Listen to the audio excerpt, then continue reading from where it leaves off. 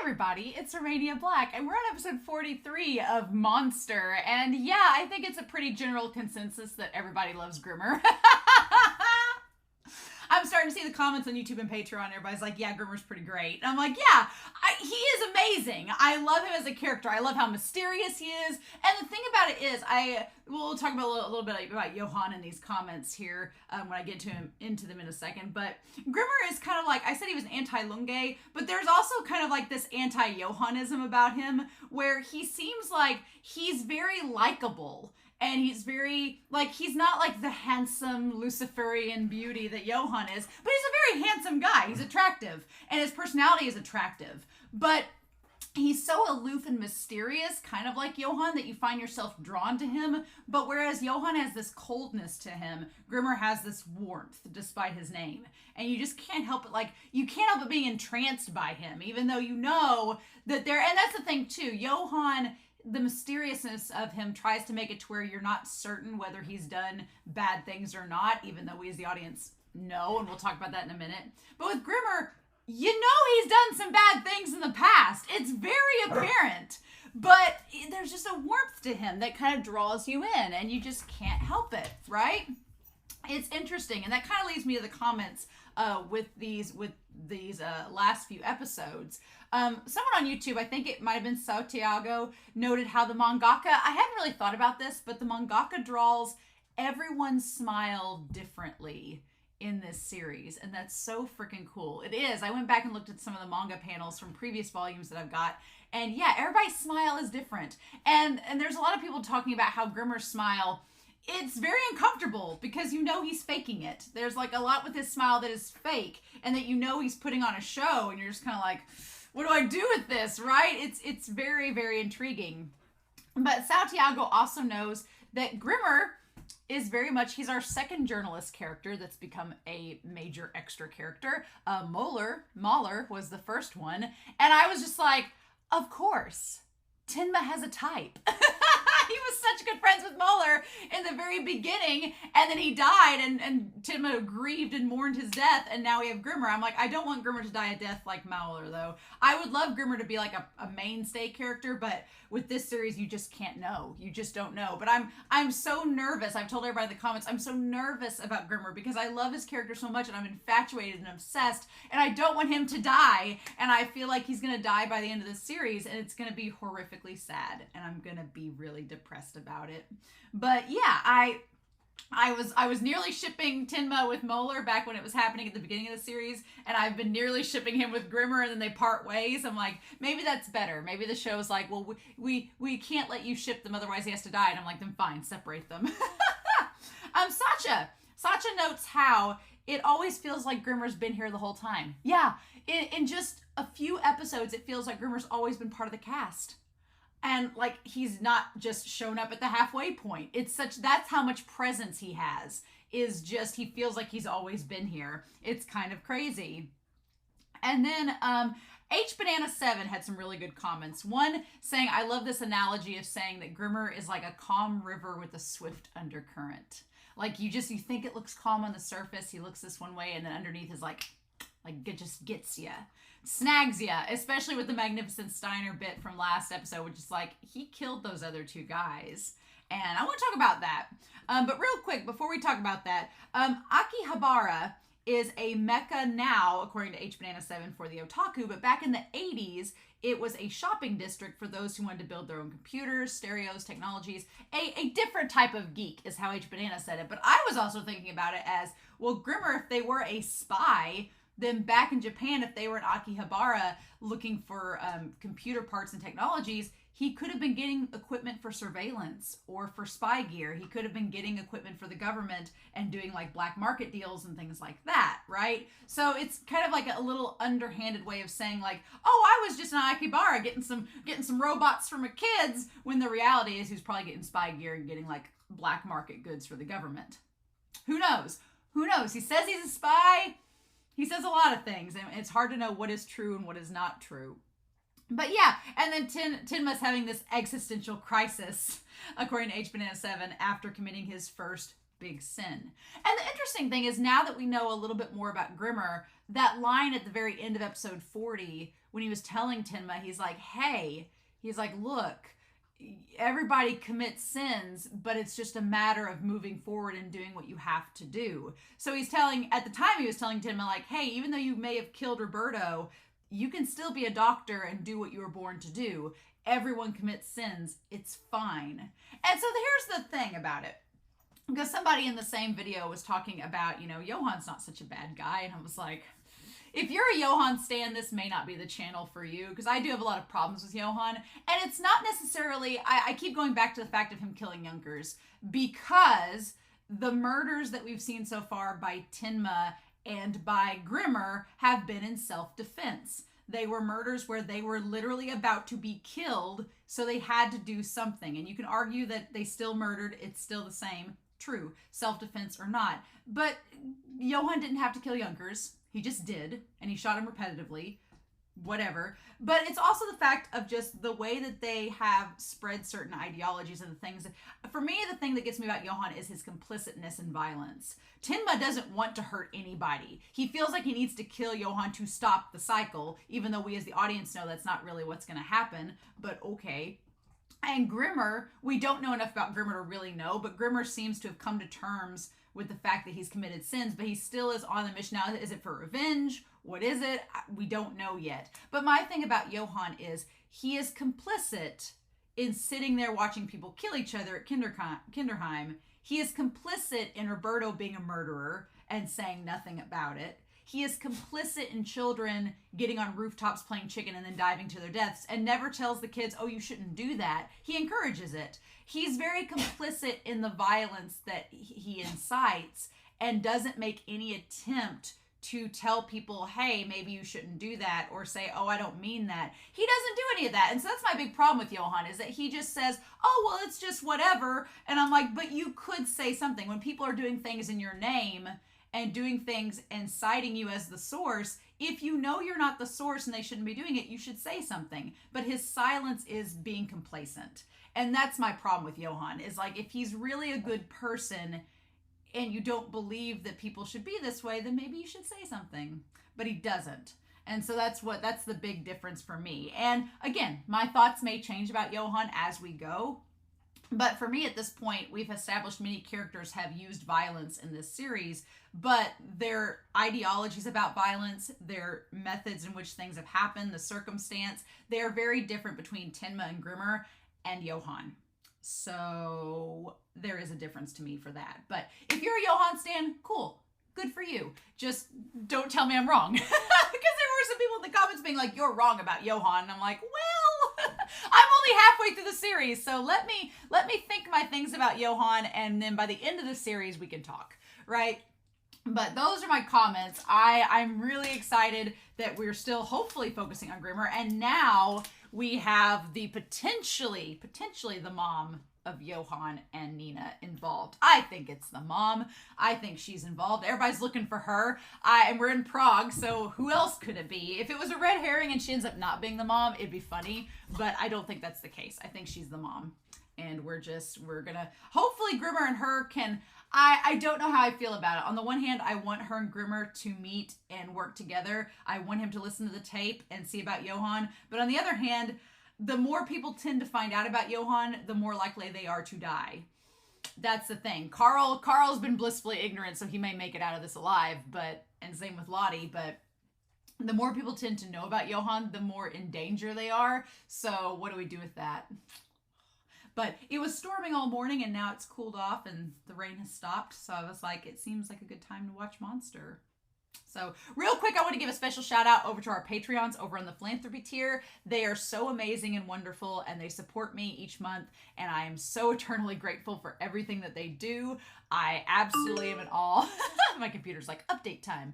But I'm really in awe of all of the support that they give me. So thank you, Patreon. Thank you, YouTube. Thank you guys for so much for the support. But a special shout out to our philanthropy tier, which include for this month Edgar, Dana, Alex Cornejo, Be Happy, Kiri, Shimoyama, Nameless Monster, Argent, Matthew Paltinier, hope I said that right, Tyrone, Anime Annie, Eric, Sunspots, Translucent Men, Anna, Legatus, and Goob. Thank you all so much. I really appreciate all of your support.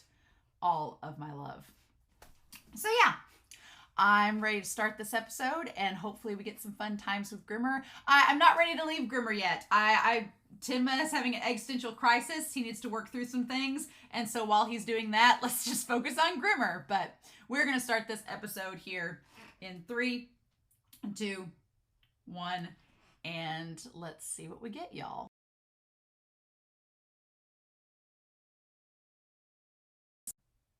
Wow, so we need to talk about Nina. We need to talk about a lot of things. There are a lot of parallels in this episode with old Detective Suk and Tenma and Nina to Johan, and I have lots of questions at this point. Mainly about Nina. I mean, Grimmer, we took a break from Grimmer. Grimmer's out of the hotel. He's off doing whatever. So we took a break from Grimmer, which I'm sad about. But we get introduced to Detective Suk, who at first I did not anticipate much coming out of Detective Suk. I'll be honest. I was just like, whatever. It's just this young detective. But the more the episode went on, and the moment that Nina got involved, I was like, well, wait a minute. So, what the hell, show? So, okay, let's talk about Nina. All right, let's talk about Nina before she has left for Prague, right? So we don't know where Dieter is. Where the hell is Dieter? We don't know where he is. So things that are unanswered. Things that are unanswered, we're going to put over here. First of all, where's Dieter? He went with her when we last saw them. So where's he at? Nina, are you going to be like Tenma and just leave him with awful people and in the worst places? Stop doing this. He's a kid. Don't be that way. And then I guess, what is Tenma's deal? We caught Tenma for a second and he's at the Three Frogs. So what is the deal? The Three Frogs is interesting because we've had like trios throughout this entire story so far. We've had obviously Tenma, Nina, and Johan, but we've also had Rudy, Reichwein, and Richard. We've also had, I'm trying to think of other ones that have been trios. We've had the 3 doctors that died. We've had the 3 police officers that have died, right? And so, and then we've had Ricardo and Mueller and Nina. And then we've had Grimmer, and I thought it was the mom, but it could be Nina, and then Zimin, and now we've had Suk and Nina, and is there a third person? There's lots of trios, and so I'm like, what is the Three Frogs is referring to the bar, but also could be referring to 3 people. I don't know. But so it's apparently the Three Frogs is a bar.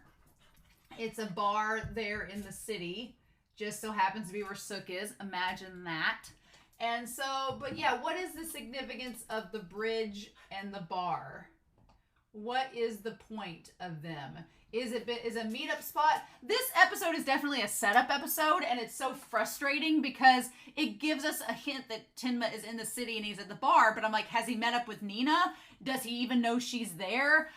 What is he doing at the Three Frogs? What is happening? They don't give us any info. And I'm like, I want the show to talk to me, and it won't. But I want to go back and talk about Nina before we start talking about Suk, because Suk's going to have his own little corner on here.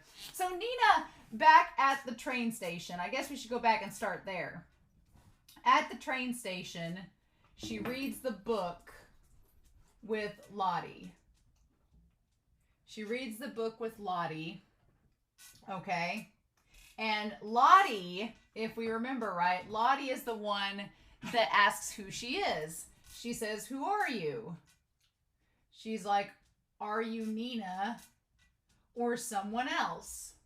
And I feel like that's probably when Nina first called into question the fact that she doesn't really know who she is. I mean, the fact that she's been Nina Fortner has just been a fake name she's been using because that's all she's really remembered herself as. But this book has brought out the point that there is a time before the Fortners that Nina is not acknowledging, and now she's starting to acknowledge it. And by acknowledging it, she's realizing that she has no name. She does not know her name. Now, why her and Johan supposedly don't have names? They have to have names. They left Prague at some point. They surely had a name. Surely their mom did not just call them nothing for however many years, but I'm assuming maybe we'll find that out. But she can't remember her name. So she is having a crisis of identity, right? She is having a crisis of identity.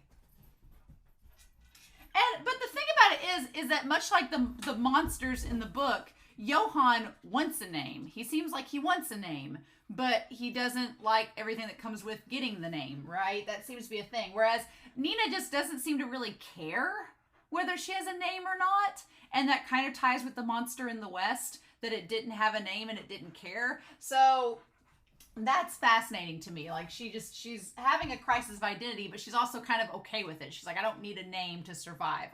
She's more interested. I mean, she goes to the library. She goes to the library to take on Johan. And a lot of that is founded by Lottie's conversation, where Lottie talks about the book and how it makes her feel weird and everything with Johan seems to be connected. And Nina's like, well, hell, I need to do something because Johan's making everything awful. And she knows that Tenma is there for the same reason. So she goes to the library to take on Johan. She runs into Tenma. Both of them, it's kind of funny, both want to kill Johan. So the other doesn't have to. That's the thing. Both of them want to get rid of Johan, so the other doesn't have to. So neither of them want each other to suffer, but then they're both suffering because they're both trying to kill him, right? Although, the question is, with Nina, does she really still believe that there are two Johans? Does she still believe this? That is not sure. We don't know. It's been a very, very, very long time since we had that conversation when she first told Tenma at the dock when they were leaving the one city back when Heckles was still around. She was saying that there were two Johans. Does she still believe that? Or is she going to kill Johan, or is she just trying to find answers? It seems like she's trying to find answers, but along the way, eliminate any obstacles. That's the creepy thing. It's like she's trying to find answers, but along the way being like, oh, well, you're gonna be a hurdle in my way, so bye. Tenma hasn't really, the only person Tenma's killed is Roberto, potentially. We think that he's killed Roberto. It seemed pretty much like he did, and that was out of self-defense. Here we have a lot of questions of what Nina has been doing. So we have like Petrov called into question. I thought it was the mom, but in the bar scene with Suk, she's wearing the dress that the kids saw the woman leave with from the residence. So is this all a giant red herring and she hasn't killed Petrov and it was somebody else? Is it all a big red herring and she didn't kill him, it was somebody else?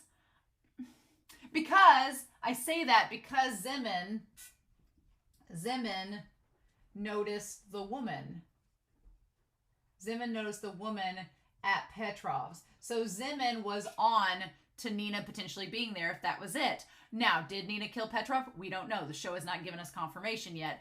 I trust nothing with this show because this show is like, it has a way of being like, oh, you thought this was the case, but actually, no, it was not. So I'm not going to say, I feel like it could be a red herring that they want us to think that she killed Petrov, but it was someone else. Because my thing is, I could understand her killing Petrov. She shot Petrov in the chest. That part makes sense to me, that she was threatened by Petrov and she shot him, or he said something and it got her goat and she shot him. But for Anna to be shot in the head, point blank, do we really think after Nina's stormtrooper aim in the library, granted there was a lot of smoke and fire, there's a reason she had bad aim, but do we really think that Nina point blank would shoot an innocent woman, Anna in this case? Or did she shoot Anna in the head just to kill her and get it over with? But then why not do that to Petrov? What? I don't fully believe that Nina killed Petrov and Anna. I don't fully believe that. I think maybe she was there and investigated. I think maybe she showed up right at the time that they were killed. And so she showed up. I think it could be that she showed up right after they were killed. Right after their deaths. Saw it and was like, shit, and like hightailed it out of there. It could have been Zeman. We know the guys were chasing after Grimmer. It could have been Zeman and his men killed Petrov and Anna. and then they hightailed it out of there when they saw someone was coming.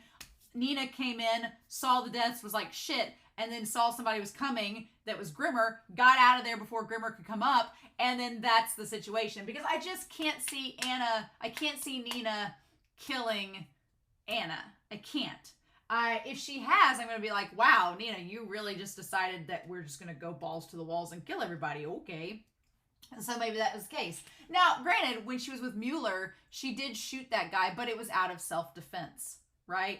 So then that brings up another question. We have Zeman and the two men. One was like an illegal arms dealer or something like that, and one was in the secret police. Zimmer and the two men. We know that Zeman and the one man at this point was killed, brutally assaulted, and that was probably by Grimmer. Grimmer probably killed them, right? Because he had, I was thinking back to the last episode, he has blood all over his hands at the end of the episode. And yeah, he had his nails clipped off, but that's not enough to make enough blood to be all over his hands like that. So he clearly killed the two men, Zeman and the other guy, but the one man was shot. Now, the man that was shot, was it by Nina or the mom? It's got to be one of the two at this point. It could be by the mom. I wouldn't be surprised if the mom was trying to keep information about her from leaking, because Zeman was talking about the mother. If she was trying to keep information about her from leaking, I could see the mom trailing and doing it. But could it have been Nina? Here's the thing. Nina has shot at a man before when Mueller was in jeopardy trying to save her. If she thought Grimmer's life was about to be taken. And here's the thing too. Grimmer being stuck in the fountain in the water before, that is very reminiscent of the woman, the Turkish woman that was being submerged in the water and drowned to death back when Nina was being held by Baby. So maybe her seeing Grimmer under the faucet triggered something in her, and she was like, oh shit, and she raised the gun and shot the man straight in the forehead, seeing that Grimmer was being potentially killed the same way that the woman from Turkey was. And then after she shot, she stopped because she realized what she did, and Grimmer, who had looked out of the corner of his eye and saw what was going on, got up and killed the other two men, and then she ran off because he doesn't seem to remember her. Maybe she ran off as soon as she shot and saw him get up, and then he killed the other two guys and passed out in the corner, and then when he woke up, she was gone. Maybe. I feel like what's so annoying about this episode is that it doesn't connect all the dots for us. It doesn't piece things together. There's a lot of gaps in the narrative right now. And of course there is, because Nina's being mysterious, and because we don't know everything about what she's thinking, and because Grimmer has gone MIA, and because we don't know about the mom. We know she's there in Prague. We know she's wanted. She could potentially be a spy. Who knows? And so there's all these things that aren't connected, but the pieces are just scattered about for us, right? So yeah, so Nina potentially has killed 3 people so far. 6, if you count the poison, in the span of less than a month. So I don't know. Do I want to believe that Nina's gone on this killing spree to try to find information on Johan? It just feels like if it's true, it's a big leap in her character to kill like 6 people in the span of a week to find Johan. It seems like a leap of her character. I want to say that Petrov and Anna were killed by somebody else and she stumbled upon it. Do I think she could have killed Zeman? Yes. I think she could have shot the man that was with Zeman, for sure. Because I think she could have been triggered by the image of Grimmer in the fountain. And I think that if she saw Petrov and Anna's deaths, she understands that this is a very serious situation and that these people with the Prague police are not messing around. They will kill you if you get in their way. And she's like, well, crud, I want to find out more information. I may have to shoot somebody to get the job done. And it's not a far stretch to think that she would shoot the guy with Zeman, because back in the warehouse, she was going to shoot the guy. She was going to shoot the man that was going to light the rug on fire, or light the fire in the warehouse, but Tenma stopped her. So she was prepared to kill someone, by and large. And she has shot Johan in the face too. So her aim is pretty good. But Anna's death is the one thing that throws me off of this whole thing, because Anna was a civilian. She was not a threat like Petrov or like Zeman's men. So I think those might be a red herring. I think she may have shot Zeman's man. And did she kill Did she poison the 3 officers like Johan did? Like Johan did the doctors. That's what we're going to talk about Suk and the relationship between her and Suk that has developed. Did she give the whiskey bonbons to, well, I would love some whiskey bonbons, but not laced with cyanide or whatever. Did she give them to, but he said from a gorgeous lady. Now, again, that could be a red herring. It would make sense thematically and narratively if she was the one to have given them the candies, because it would immediately trace back to Johan, who we think gave the candies to the doctor. Would have made sense. Narratively, it makes sense to parallel that way. It would make sense that she would want those men out of the way because they're a threat to Suk and they could kill him, and she thinks Suk is innocent and feels for him. Maybe, but she just met Suk. So again, it's also interesting that she seems to have this affinity for him when she just met him like a few days ago, but she's willing to murder 3 men for him unless she feels like she could use him. But that, again, that's a very Johan mindset. So maybe in her quest to get to Johan, she's becoming more like him. I don't know. Or it's another red herring and she didn't give him the candies. It was the mom or somebody else. Because he doesn't say, here's the thing. The guy, we're going to get his name here in a second when I go back through this episode. He said he got the bonbons from a gorgeous lady.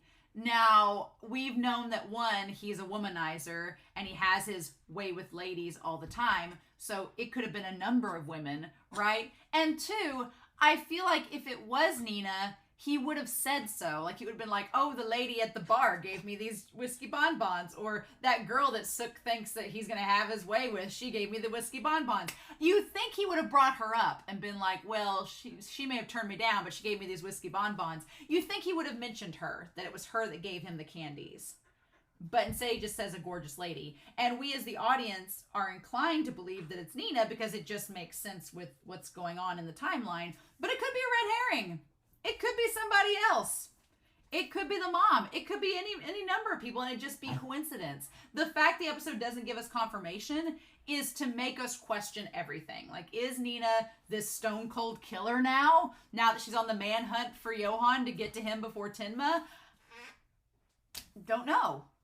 But I just, there's a part about the narrative that it makes me think that it's too obvious if all of it's connected to Nina. There's a part of me that's like, this mangaka's smart, and they've woven this story to where there are turns that we don't expect, and for it all to coincide and be Nina feels too obvious. But maybe it is. I don't know. I'm going to say that it's a mix. I'm going to say she did shoot the man in the warehouse with Grimmer, but I'm going to say that I'm like 70% sure she killed the 3, but there's still a ruling that could be out on that. And then I don't think she killed Petrov and Anna. I don't. I think she was around the crime scene and she showed up at the wrong moment and then hightailed it out of there. But I don't think she killed them. Nope. Because I think, too, if Petrov was killed by Anna, killed by Nina, he would have said something. Like, he would have recognized her as being Johan's twin or resembling him. But he didn't say anything about it. So I feel like that would have been part of his last words. But we don't get such things. So I want to talk about Detective Suk. I want to talk about him showing up. Again, they discover blood at the crime scene that is clearly the blood of, let me grab this toy. Woo!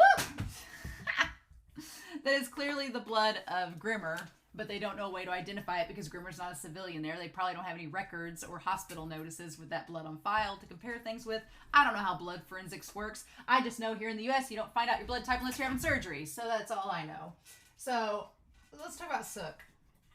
Suk is he is eager to work up the ladder, but he's also wanting responsibility and to do the job right. He is very much like Tenma. Very much like Tenma. And it took me a while to realize that because at first, the thing about it is we've become so desensitized in this series by how much violence and doom and gloom and darkness there is that when you see somebody that's a ray of sunshine like Suk, you're just like, oh, you sweet summer child, you innocent lamb, like, look at you being all, all like bright-eyed and bushy-tailed. And that's how Tenma was at the start of this series. It's easy to forget when Tenma's all having an existential crisis and being all doom and gloom that, yeah, at the start of this series, Tenma was very much like Suk. He was eager to be this young doctor and work his way up the ladder the right way and do everything the sensible and just way and just doing things by the book, right? And that very much was his character. And Suk is kind of the same thing. And not only that, but when they get down there and they realize that you can't even recognize him and he's been so brutally beaten, which the last episode didn't really give you that impression, but you only saw him at the very end. And they say they could only identify him by his police tag. It's like, yeah, the Magnificent Steiner came in and did a number on him. But just the fact that he gets sick at the crime scene and stuff points to how innocent he is and how he's not, desensitized by the violence that has been surrounding him. He's a pretty young cop, but he also respected Zeman and thought better of him, right? And so that's the thing too. That's kind of similar of Tenma. He respected a corrupt individual. That's the thing. Very similar to how Tenma respected Eva's father, Suk respected Zeman, and they both turned out to be corrupt individuals in different means, and it affected the way they thought of them, right? Except the thing about it is, Suk is not suspected of being Zeman's killer, whereas Tenma is suspected of being the director's killer. So there is a big difference there, right? And they're like, who are the suspicious people? Yeah, we don't know. We don't know. The thing about it was, Grimmer wasn't suspect until Nina pointed it out. I was like, Nina, what are you doing? Why are you getting him closer to Grimmer? What's the deal? What's going on? So we can talk about the bar scene, right? Talk about the bar scene. Let me find this toy. So in the bar scene, he's like, they think I'm a novice and they make fun of me. Yeah, I was kind of, the two cops that are with him kind of give him a really hard time. But in the end, they kind of are like Becker. They give him a hard time and they antagonize him, but then they try to be like a decent wingman to him. I'm glad they didn't just leave, because when he gets really, like, that's the thing. Like, if you're friends with somebody and you guys are hanging out at the bar, usually what ends up happening is one of the friend group gets a little too drunk.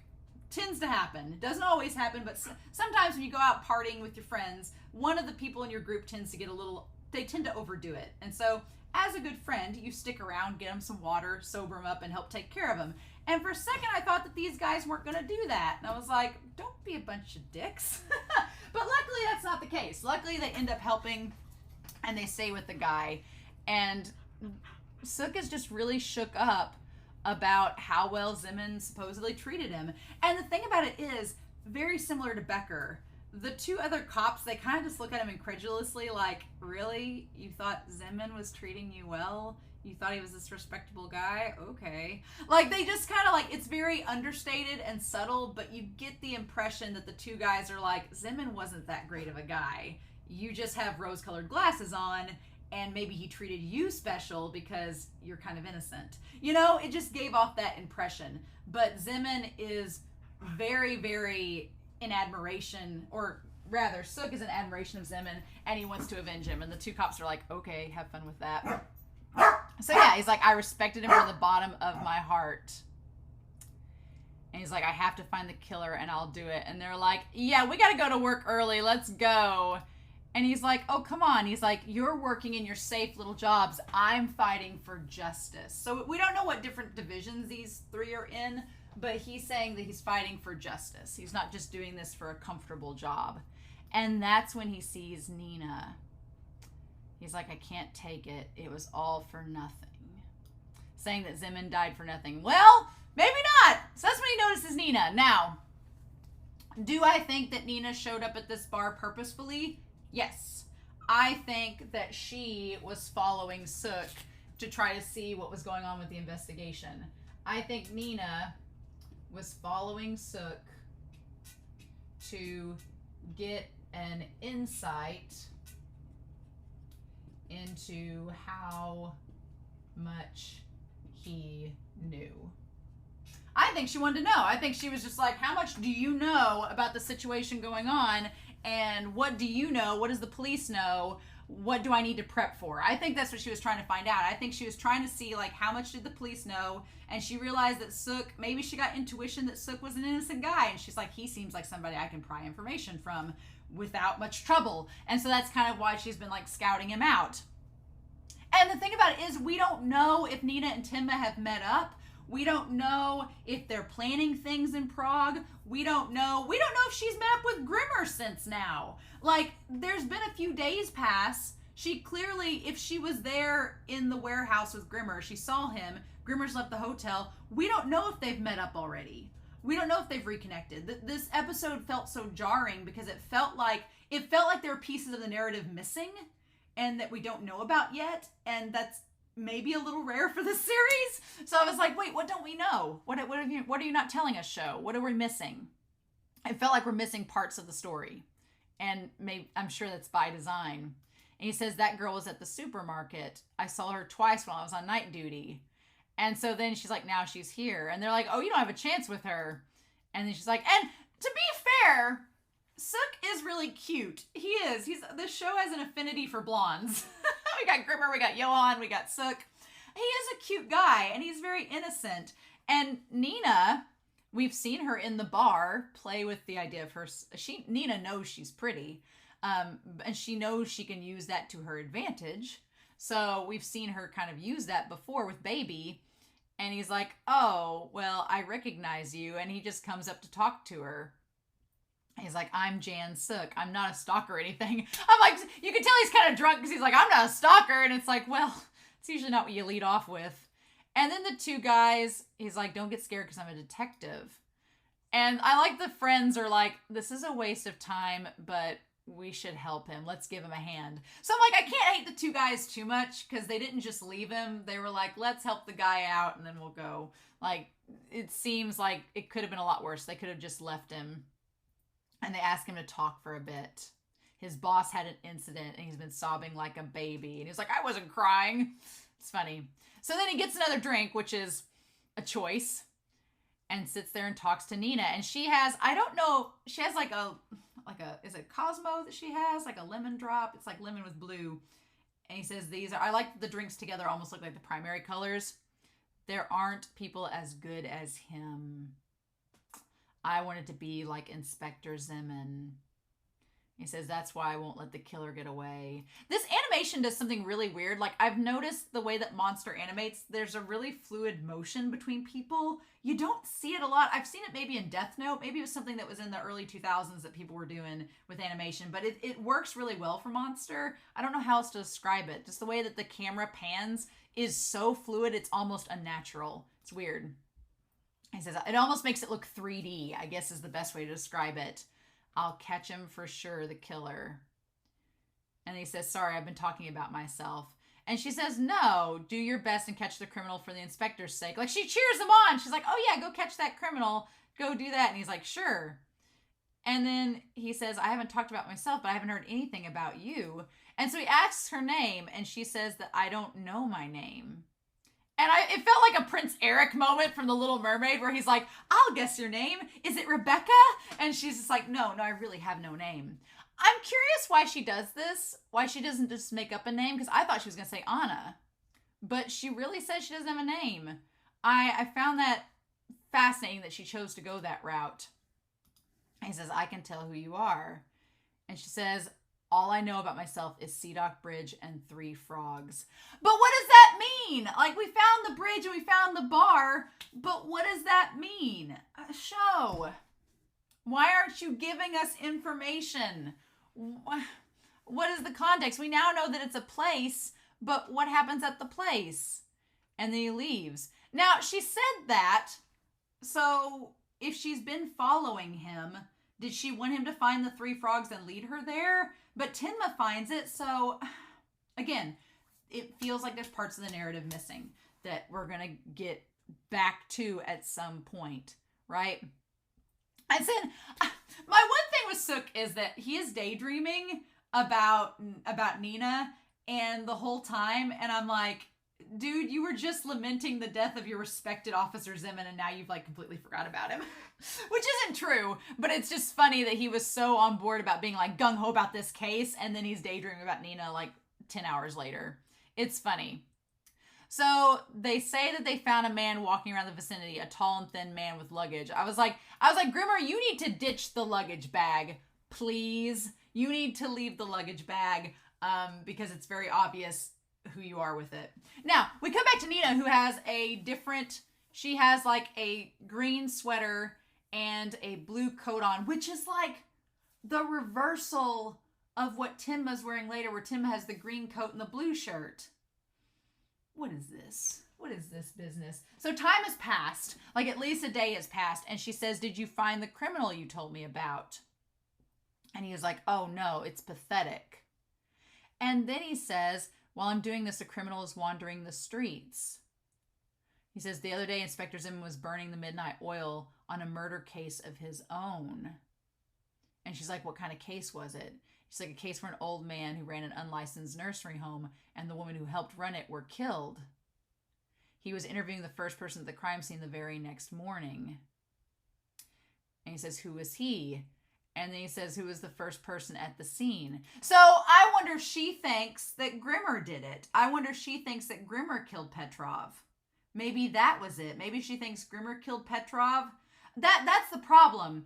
If Nina did not kill either Nina killed Petrov, and she wants to know who Grimmer is because she suspects that Petrov gave Grimmer information about the key in the box. Maybe. Or did she run away when she saw there were people coming and saw the gunshot? Did she run away and then thinks that maybe Grimmer did it or knows who the killer is? Maybe that's it. But in any case, she wanted to know who the person at the scene was. And then he said a young-looking man with a sack. And then that's when he realizes that it was him. He says, do you know where the man is? And he's like, I think I do. I need to check the station. And that's when she says good luck and leaves. So either she's trying to find out who Grimmer is to confront him on her own, but she saw him at the warehouse if that was her shooting the gun, so she knows who he is.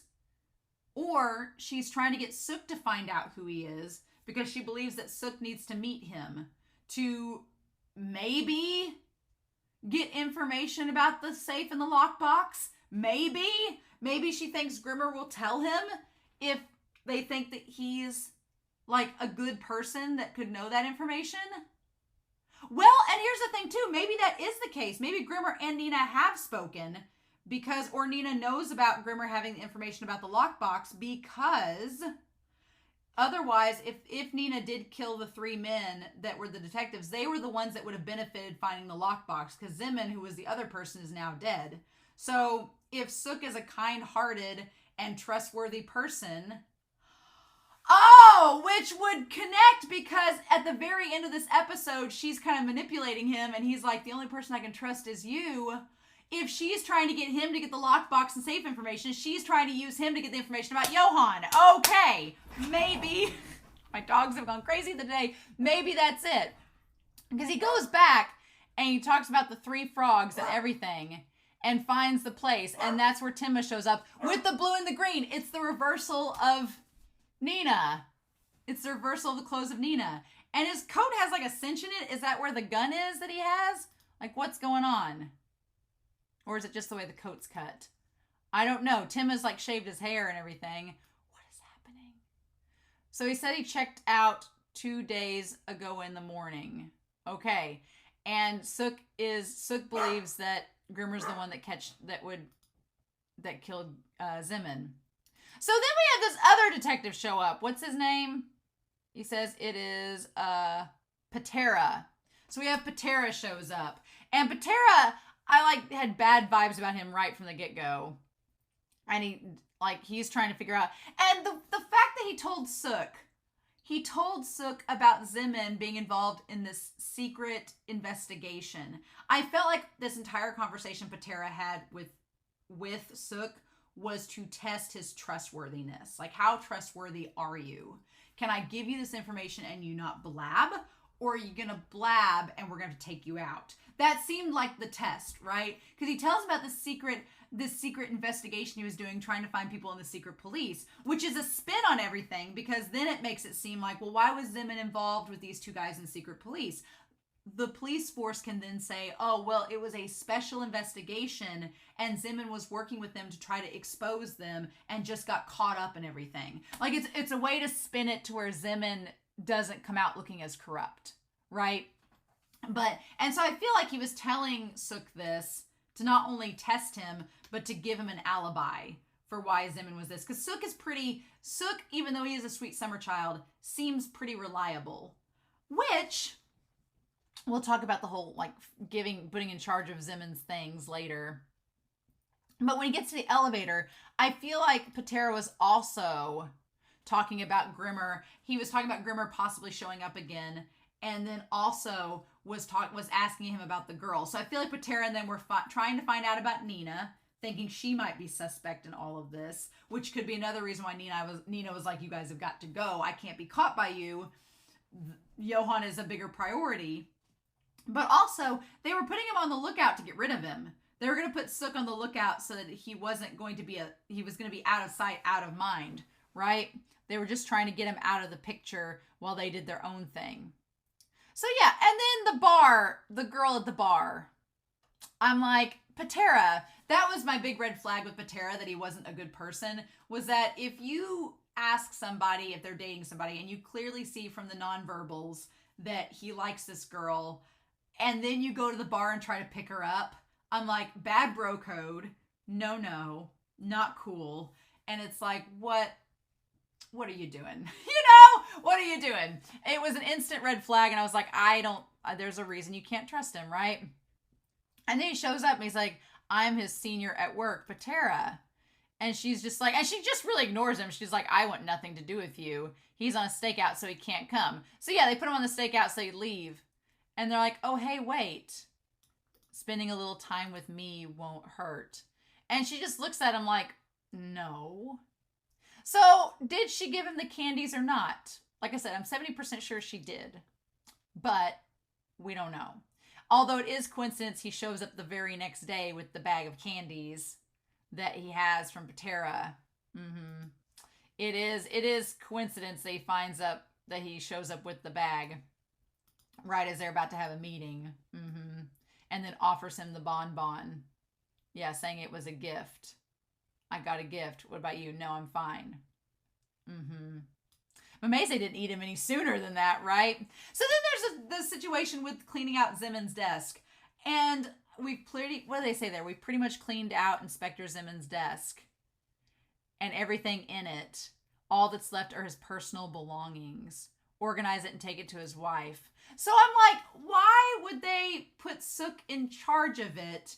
Again, I feel like they were testing him because it was pretty obvious where the locker key was. Like, for them to have organized everything, I mean, that seemed pretty obvious where they planted it. They knew Suk was going to be thorough because it was, one, Inspector Zeman's things. He respects Zeman, so he would take extra care with the material. But two, he's a thorough and reliable cop, so he's going to do his job. So it feels like they planted the key so he would find it and go to the locker. He would discover the documents. I feel like it was twofold. They were, one, figuring out if he was smart enough to figure out that they were missing, and thus people that had been paid off to keep Zeman from ratting on them. And two, if they could trust him to keep that information secret, because Patera did say, don't tell anybody about the secret investigation. And what does he do? He goes straight to the top and tells them immediately. And he's working with the two guys in the secret police, surprising no one.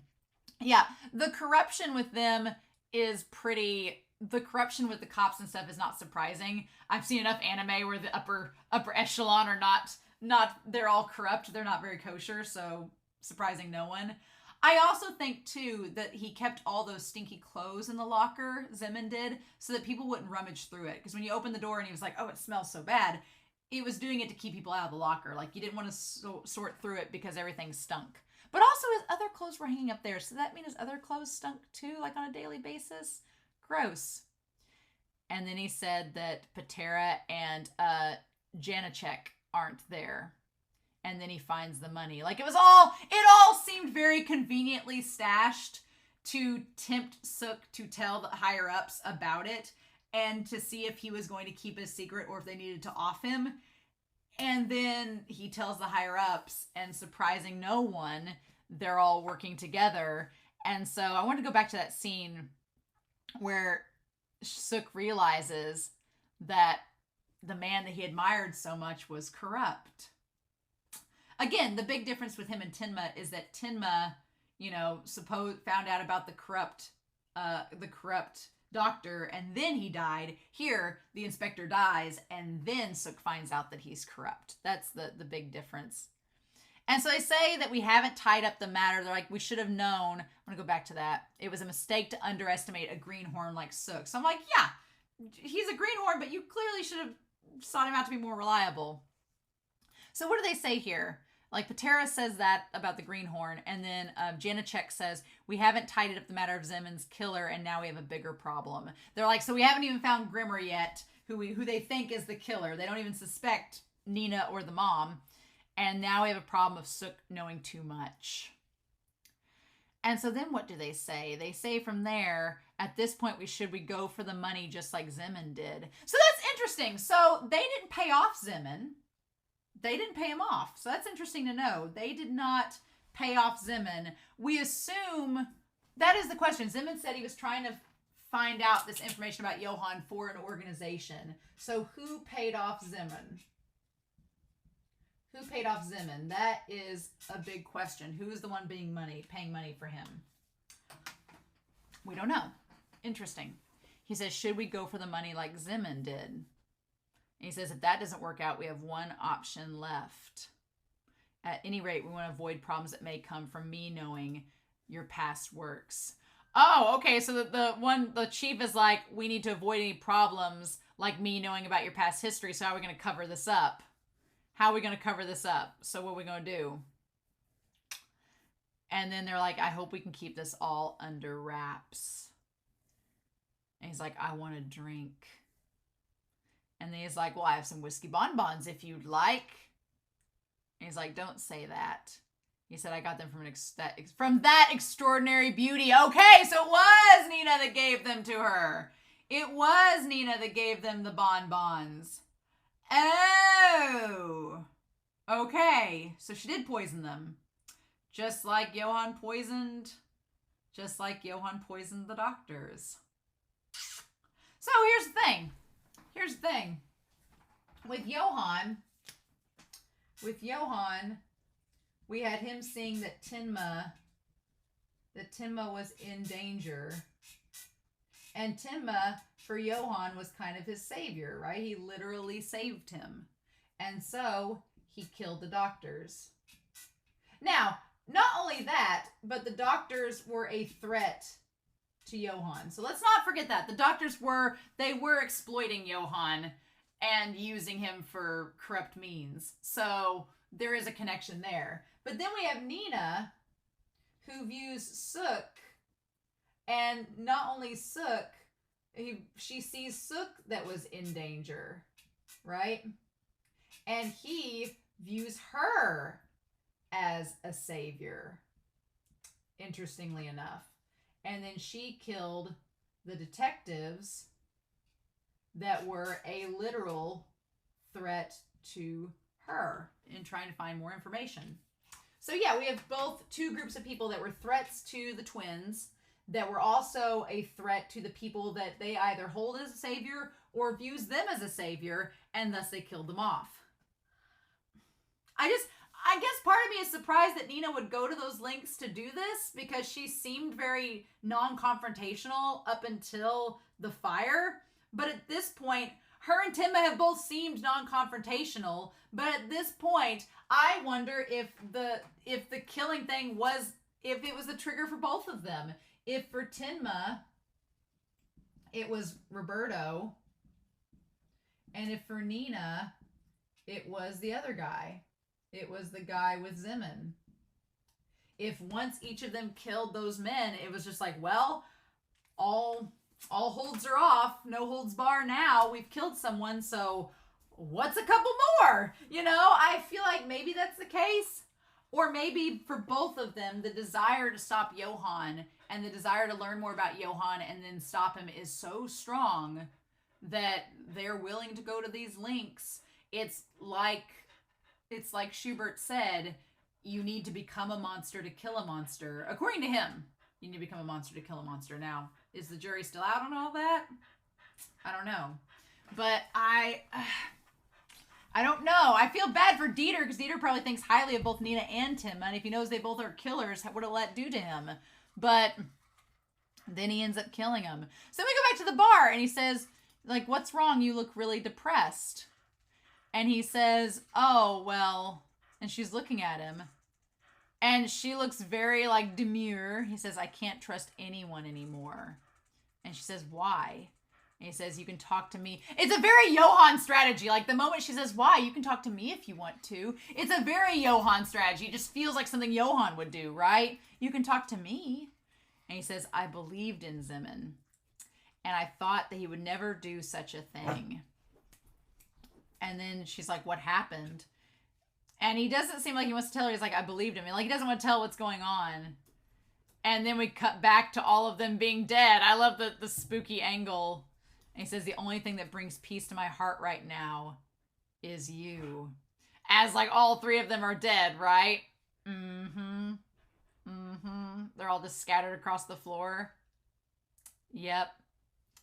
And then that little smile that she gives. It's like the tiniest little thing. It's just like the littlest smile. Like the tiniest little thing. I'm like, girl, what? What? That little smile. It was very Johann. Very Johann. I was like, I don't know how to feel about this. Right? I don't know how to feel about this. At all. At all. I'm like, is she using Suk? Does she really care about Suk?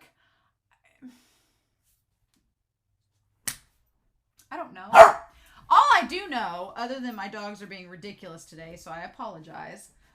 What I do know is that I am likely not going to wait until the next episode, so I'm sorry. I'm very sorry. But I'm probably not going to wait. I'm probably going to watch it this weekend because I need answers. And I probably won't get answers because it's Monster and we're only on episode 43 of 74 episodes. But I want to know what the three frogs are. What's the significance of that? I want to know exactly what has Nina done and what has she not done. I want to know if she's aware of Grimmer, if they've met, what's going on. I want to know who is connected with who at this point. Who has talked to who and who has not talked to who. What's the deal? What's going on?